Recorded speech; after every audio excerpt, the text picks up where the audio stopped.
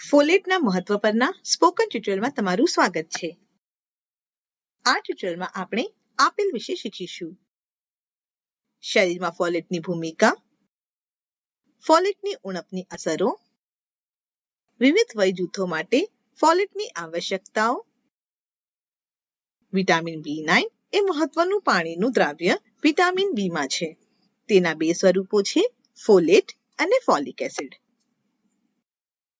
Folate એ કુદરતી સ્વરૂપ છે અને તે કુદરતી રીતે ખોરાકમાં મળે છે. ફોલેટ એ આપણા આંતરડામાં બેક્ટેરિયા દ્વારા પણ ઉત્પન્ન થાય છે, જ્યારે કે ફોલિક એસિડ એ કૃત્રિમ સ્વરૂપ છે. તે રાસાયણિક રીતે સમૃદ્ધ ખોરાક અથવા પૂરકમાં જોવા મળે છે. ફોલિક એસિડની સરખામણીમાં ફોલેટ આપણા શરીરમાં સરળતાથી શોષાય છે. હવે આપણે આપણા શરીરમાં ફોલેટની ભૂમિકા જોઈશું અને તેની ઉણપની અસરો. ફોલેટ આપણા શરીરમાં વિવિધ કાર્યો માટે જરૂરી છે. આપણા શરીરના નવા કોષોના વિકાસ, સમારકામ, વિભાજન અને ઉત્પાદન માટે તેની જરૂર છે. ફોલેટ હોમોસિસ્ટીન સ્તર ઘટાડવા માટે મદદ કરે છે. હોમોસિસ્ટીન એક પ્રકારનું અમાઇનો એસિડ છે જેનો ઉપયોગ પ્રોટીન બનાવવા માટે થાય છે. હોમોસિસ્ટીનનું ઓછું સ્તર જ્ઞાનાત્મક કાર્યને નબળું પાડે છે. તે હૃદય રક્તવાહિનીઓને પણ નુકસાન પહોંચાડે છે. તેનાથી હૃદયની બીમારીઓનું જોખમ પણ વધી જાય છે. આમ, ફોલેટ હૃદય અને જ્ઞાનાત્મક કાર્યને જાળવવામાં મદદ કરે છે. તે તંદુરસ્ત ગર્ભાવસ્થા માટે પણ જરૂરી છે અને ન્યુરલ ટ્યુબનું નિર્માણ કરવા માટે છે. ન્યુરલ ટ્યુબ બાળકના મગજ અને કરોડરજ્જુમાં વિકસે છે. ન્યુરલ ટ્યુબના નિર્માણમાં નિષ્ફળતા ન્યુરલ ટ્યુબ ખામીઓમાં પરિણમી શકે છે. ન્યુરલ ટ્યુબ ખામી એ મગજ અને કરોડરજ્જુની જન્મજાત ખામી છે. બે સૌથી સામાન્ય ન્યુરલ ટ્યુબ ખામી છે, એનેન્સેફાલી અને સ્પિના બિફિડા. એનેન્સેફાલીમાં બાળકના મગજ અને ખોપરીના ભાગો યોગ્ય રીતે બનતા નથી. સ્પિના બિફિડામાં બાળકની કરોડરજ્જુઓનો વિકાસ યોગ્ય રીતે થતો નથી. આમ, બાળકને શારીરિક વિકલાંગતા હોઈ શકે છે. તેઓ પગના સ્નાયુઓની નબળાઈ અને લકવો વિકસાવી શકે છે. વક્ર કરોડરજ્જુ અને મૂત્રાશયના નિયંત્રણમાં ઘટાડો એ અન્ય લક્ષણો છે. ખાવામાં અને ગળવામાં મુશ્કેલી પણ સામાન્ય છે. તેમને શીખવામાં અને ધ્યાન આપવામાં પણ મુશ્કેલી પડી શકે છે. ગર્ભાધારણના 28 દિવસની અંદર ન્યુરલ ટ્યુબ બંધ થાય છે. આ સમય સુધી સ્ત્રીને કદાચ ખબર પણ નથી હોતી કે તે ગર્ભવતી છે. તે જાણે ત્યાં સુધીમાં આ ખામીઓને રોકવાનું ઘણું મોડું થઈ ગયું હોય છે. બધી સ્ત્રીઓએ ખાસ કરીને પ્રજનન વયની પર્યાપ્ત ફોલેટ સમૃદ્ધ ખોરાક લેવો જોઈએ. ફોલેટની સાથે અન્ય પોષક તત્વો ન્યુરલ ટ્યુબ ખામીને રોકવા માટે મહત્વપૂર્ણ છે.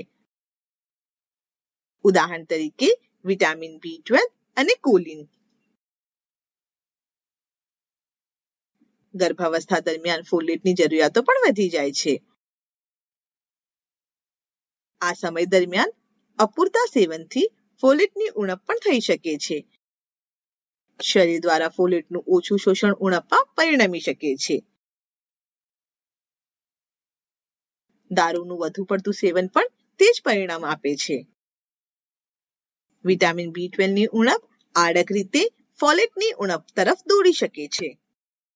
જો આપણા શરીરમાં ફોલેટ હોય તો પણ તે તેનું કાર્ય કરશે નહીં, કારણ કે ફોલેટને તેના સક્રિય સ્વરૂપમાં રૂપાંતરિત કરવા માટે વિટામિન B12 જરૂરી છે. આમ, ફોલેટની સાથે વિટામિન B12 નું પૂરતું સેવન કરવું મહત્વનું છે. ઈંડા, ચિકન, માંસ, દૂધના ઉત્પાદનો વિટામિન B12 ના સારા સ્ત્રોત છે. સીપીદાર માછલી, યકૃત, હૃદય, કિડની, મગજ અન્ય ઉદાહરણો છે. આનુવંશિક એનિમિયા ધરાવતી વ્યક્તિઓને ફોલેટની ઉણપમાં જોખમ હોઈ શકે છે. આનુવંશિક એનિમિયાના ઉદાહરણો સિકલ સેલ એનિમિયા અને થેલેસેમિયા છે. આ પરિસ્થિતિમાં લાલ રક્ત કોશિકાઓ બને તે કરતા ઝડપથી નાશ પામે છે. આમ આ પરિસ્થિતિ દરમિયાન ફોલેટનું પૂરતું સેવન કરવાની ભલામણ કરવામાં આવે છે. કોઈ પણ સપ્લિમેન્ટ લેતા પહેલા કૃપા કરીને તમારા ડોક્ટરની સલાહ લો. આગળ ચાલો ફોલેટની ઉણપના લક્ષણો જોઈએ. આ લક્ષણો પુરુષો અને સ્ત્રીઓ બંનેમાં જોઈ શકાય છે. જીભ અને હોઠના લાલાશ કેટલાક પ્રારંભિક ચિહ્નો છે. અન્ય લક્ષણો થાક છે. ચીડચીડાપણું, ઊંઘમાં ખલેલ અને હતાશા. મોઢામાં કે પેટમાં અલ્સર પણ થઈ શકે છે. લાંબા ગાળાની ઉણપ સ્મરણ શક્તિ અને ધ્યાનની અવધિ ઘટાડી શકે છે.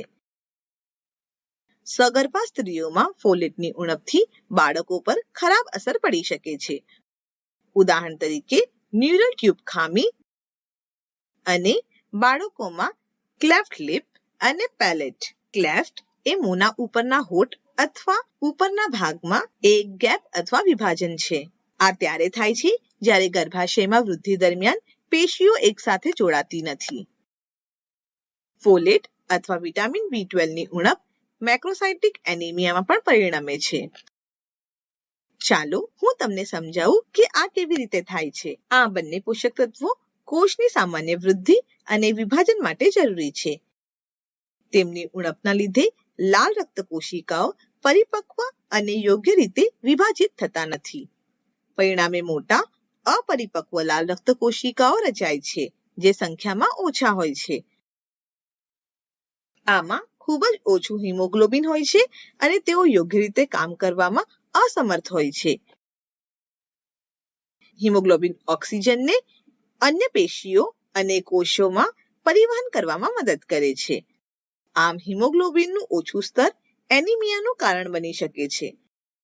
ચાલો આપણે અલગ અલગ વયના જૂથો માટે ફોલેટની દરરોજની ભલામણો જોઈએ. 1 થી 3 વર્ષના બાળકો માટે 90 માઇક્રોગ્રામ જરૂરી છે. 4 થી 9 વર્ષના બાળકો માટે 110 થી 142 માઇક્રોગ્રામ છે. 10 થી 15 વર્ષના કિશોરો માટે 180 થી 204 માઇક્રોગ્રામ છે. 16 વર્ષથી વધુ વયના કિશોરો માટે દરરોજ 200 થી વધુ માઇક્રોગ્રામની ભલામણ કરવામાં આવે છે. પુખ્ત સ્ત્રીઓ અને પુરુષો માટે 200 થી 250 માઇક્રોગ્રામ છે. સગર્ભા સ્ત્રીઓ માટે લગભગ 500 માઇક્રોગ્રામ હોવું જોઈએ. સ્તનપાન કરાવતી માતાઓ માટે તે 300 માઇક્રોગ્રામ જોઈએ છે. જન્મજાત ખામીનો ઇતિહાસ ધરાવતી સ્ત્રીઓ માટે ફોલેટની જરૂરિયાતો વધુ હોય છે. તેમણે ગર્ભધારણ પહેલા અને સમગ્ર ગર્ભાવસ્થા દરમિયાન 500 માઇક્રોગ્રામ લેવું જોઈએ. સગર્ભાવસ્થાનું આયોજન કરતી સ્ત્રીઓ માટે પણ પૂરતા પ્રમાણમાં ફોલેટનું સેવન કરવાની ભલામણ કરવામાં આવે છે. ફોલેટની જરૂરિયાતો આહાર દ્વારા પૂરી કરી શકાય છે. કઠોળ ફોલેટનો ઉત્તમ સ્ત્રોત છે. 30 ગ્રામ અથવા અડધા કપ ન રાંધેલા કઠોળ લગભગ 80 થી 120 માઇક્રોગ્રામ ફોલેટ આપે છે. ચોળા, રાજમા, મઠ, સોયાબીન અમુક ઉદાહરણો છે. ચણા, વાલ, કડથી, સૂકા વટાણા પણ સારા સ્ત્રોત છે. લીલા પાંદડાવાળા શાકભાજીમાં પણ ફોલેટ ભરપૂર માત્રામાં હોય છે. ઉદાહરણ તરીકે પાલક, તાંદળજાની ભાજી, અળવીના પાન, અગથીના પાન 50 ગ્રામ અથવા 1 કપ ન રાંધેલી પાલક લગભગ 70 માઇક્રોગ્રામ ફોલેટ આપશે. 1 ચમચી સરગવાના પાંદડાનો પાવડર લગભગ 10 માઇક્રોગ્રામ ફોલેટ આપે છે. ફોલેટમાં સમૃદ્ધ અન્ય શાકભાજી પાપડી, બીન્સ અને બીટરૂટ, ફ્લાવર, ભીંડા અને સરગવાની શીંગમાં પણ ફોલેટ મધ્ય માત્રામાં હોય છે. સૂર્યમુખીના બીજ, રાઈના દાણા અને રામતિલ ફોલેટની થોડી માત્રા હોય છે. આ પાવડર બીજની 1 ચમચીમાં લગભગ 15 થી 20 માઇક્રોગ્રામ ફોલેટ હોય છે. માંસાહારી ખોરાકમાં ચિકન, કલેજી અને તમામ સમુદ્રી આહાર ઉત્તમ સ્ત્રોત છે. 60 ગ્રામનું એક ચિકન કલેજી લગભગ 600 માઇક્રોગ્રામ ફોલેટ આપશે.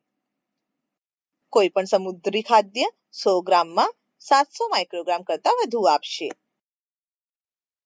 કૃપા કરી નોંધ લો કે વધુ પડતી ગરમી અને પાણી ફોલેટની માત્રાને ઘટાડે છે. તેથી વધુ પડતું રાંધવાનું અને ખોરાકને વારંવાર ગરમ કરવાનું ટાળો. શાકભાજીને ઉકાળવાને બદલે સાતળવા અથવા બાફવા. દાળને રાંધતા પહેલા હંમેશા આખી રાત પલાળીને રાખવી. આખા કઠોળને અંકુરિત કરીને રાંધવાથી તેના પોષક તત્વોમાં વધારો થાય છે. આથો અને શેકવાથી ફોલેટનું શોષણ સુધારવામાં પણ મદદ મળે છે. ફોલેટનું પૂરતું સેવન આપણા સારા સ્વાસ્થ્ય માટે ખૂબ જ જરૂરી છે. આ આપણને ટ્યુટોરિયલના અંતમાં લાવે છે. IIT બોમ્બે તરફથી ભાષાંતર અને રેકોર્ડિંગ કરનાર હું જ્યોતિ સોલંકી વિદાય લઉં છું. જોડાવા બદલ આભાર.